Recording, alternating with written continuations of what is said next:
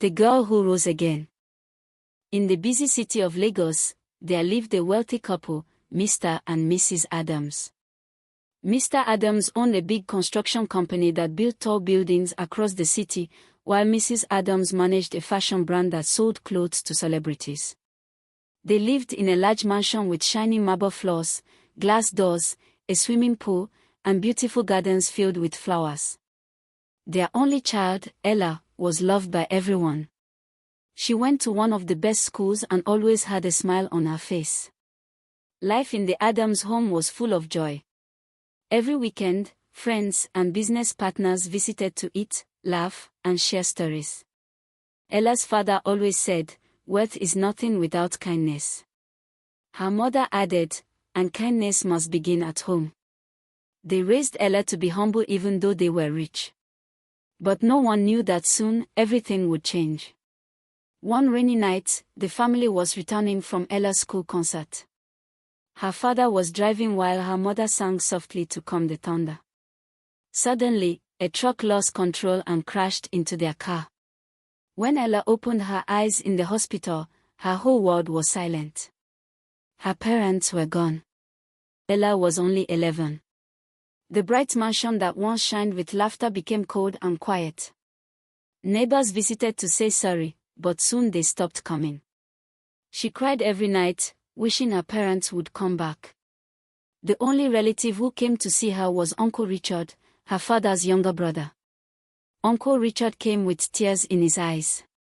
He hugged Ella and said, "Don't worry, my child.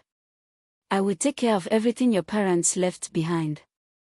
You'll live with me now." His words sounded kind, and Ella trusted him. He took all the house documents, company files, and car keys, saying he wanted to protect them until Ella was grown. For a while, Uncle Richard visited the house every day. But soon, things began to change. He started selling her father's cars. He dismissed the house workers. Then, one morning, he told Ella to pack her things. "You can't stay here alone," he said. "Come with me." Ella didn't understand what was happening. Uncle Richard's house was smaller, and his wife, Auntie Grace, did not like Ella. She gave her old clothes and shouted when she broke things by mistake. Ella slept in a small room near the kitchen. At night, she heard her uncle and aunt arguing about money. Uncle Richard had sold all her parents' properties and kept the money for himself. He even changed the company name to his own. One afternoon, Ella overheard her aunt say, "That girl will not inherit a thing as long as I'm alive." Tears filled Ella's eyes. She realized that her uncle never loved her, he loved her parents' wealth. When Ella turned 12, Uncle Richard stopped paying for her school. "There's no money," he said, even though he bought a new car that same week. One day, after an argument, Auntie Grace shouted, "Get out of my house. You're not our responsibility." Uncle Richard didn't stop her. He gave Ella a small bag and pushed her out. It was evening. The streets were busy with cars and people. Ella walked and walked until her legs hurt. She sat near a shop, hungry and tired, with nowhere to go. She looked up at the sky and whispered, "Mom, Dad, help me." That night, a kind woman named Mrs. Jane found Ella sitting by the road. Mrs. Jane ran a small bakery nearby. "Why are you out here alone, child?" she asked gently. Ella told her everything. Tears rolled down Mrs. Jane's face. She took Ella home, gave her food, and let her sleep on the couch. The next day, Mrs. Jane said, "You can stay with me if you help in the bakery." Ella agreed happily. She cleaned, washed dishes, and helped arrange bread on shelves. She worked hard and never complained. For the first time in a long time, she felt safe. Months passed. Ella learned how to bake cakes, pies, and bread. Customers loved her smile. Mrs. Jane treated her like a daughter and enrolled her in a public school near the bakery. Though life was simple, Ella was happy. She woke up early every morning, went to school, then helped at the bakery till night. Every coin she earned, she saved. She never forgot her parents' teachings about kindness and hard work. Sometimes, she stood outside big buildings and whispered, "One day, I'll have my own company again." When Ella turned 16, she began dreaming big. She wanted to become a fashion designer like her mother. Every night, she drew sketches of clothes in an old notebook. Mrs. Jane noticed and said, "You have a gift, my dear." She gave Ella a second-hand sewing machine as a birthday gift. That gift changed everything. Ella started sewing small dresses and aprons for bakery customers. People loved her designs. Slowly, she began to earn more money. She named her small brand Ella's Touch. Success didn't come easily. Some people laughed at her little business. One customer once said, "You think you can compete with real fashion houses?" Ella smiled and replied, "Maybe not today, but one day." She worked harder, using her free time to learn from online tutorials and fashion books at the library. Mrs. Jane's bakery soon became a small fashion corner. Dresses hung beside bread shelves. People began to buy both clothes and cakes. Ella's name started spreading around the neighborhood. One afternoon, a woman entered the bakery to buy bread but noticed Ella's designs. "Who made these?" she asked. Ella said shyly, "I did." The woman smiled and gave her a card. She was a fashion show organizer looking for young designers. "Come to our youth fashion event next month," she said. "You might just be the next big name." Ella almost cried from joy.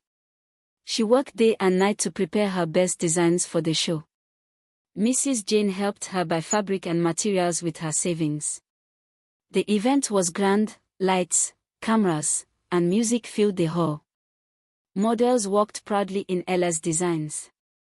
When her turn came, the crowd gasped. Her dresses were elegant and unique. After the show, the judges called her name. "The winner of this year's Young Designer Award is Ella Adams." Tears filled her eyes. She received a trophy, a cash prize, and a scholarship to study fashion and business management at a top college. Her dream had begun to come true. In college, Ella worked hard and made new friends. She studied fashion design, marketing, and management. Her teachers admired her creativity. She built her own small brand online and gained customers from across the city. Every weekend, she delivered clothes using taxis or motorbikes. Her social media pages grew fast. Celebrities started ordering from her. "Your designs are different," one said. "They tell a story." Ella smiled, remembering her mother's words, "Style is not about clothes, it's about character." After graduation, Ella used her prize money and savings to open her first boutique in a busy part of the city. She called it the Adams Fashion House. The place was modern, with bright lights and glass walls. People loved her store instantly. Within months, her designs appeared on magazines and TV shows. But Ella didn't forget her past. She started a small charity program to help street children learn skills.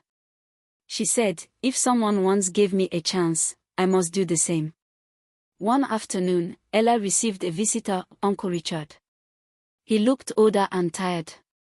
His business had failed, and his wife had left him. "Ella, please forgive me," he said with tears. "I was blinded by greed." For a moment, Ella felt anger, but then she remembered her father's words about kindness. She replied softly, "I forgave you long ago, Uncle.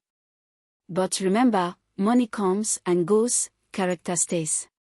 She gave him some food and helped him find a small job in her company. Later that week, Ella received a letter from her late father's old lawyer. "We found new documents," the lawyer said. It turned out her uncle had never transferred full ownership of one of the family's lands, a large estate in the city. The property now legally belonged to Ella. She couldn't believe it. Her parents' dream was coming back to her. She decided to build a fashion school on that land, naming it after her mother, the Rose Adams Institute of Design. The opening day was full of joy. Reporters came, cameras flashed, and guests clapped as Ella cut the ribbon. "This school," she said in her speech, "is for every child who lost hope but still dares to dream." Mrs. Jane sat proudly in the front row, wiping tears from her eyes. The school became famous for teaching creativity and kindness. Many poor children who once had no chance now found purpose through design. Years passed, and Ella became one of the most respected young entrepreneurs in the country. She opened branches in other cities and trained hundreds of students. She never forgot Mrs. Jane. She bought her a beautiful house and made her head of the school's bakery department. Whenever people asked Ella about her secret to success, she said, "I lost everything once, but I never lost my will to rise again." News stations and newspapers shared her story, the girl who lost everything but rose again. She was invited to speak at schools, events, and conferences. Her message was always simple: don't let pain destroy your future. Use it to build your strength. She inspired many orphans and poor children to dream again. Some even called her the city's shining light. Through her courage, forgiveness, and unshakable faith, Ella Adams transformed her pain into purpose. From a stranded orphan to a celebrated businesswoman, she proved to the world that no one is too small to dream big, and that with determination and kindness, even a broken past can bloom into a beautiful future.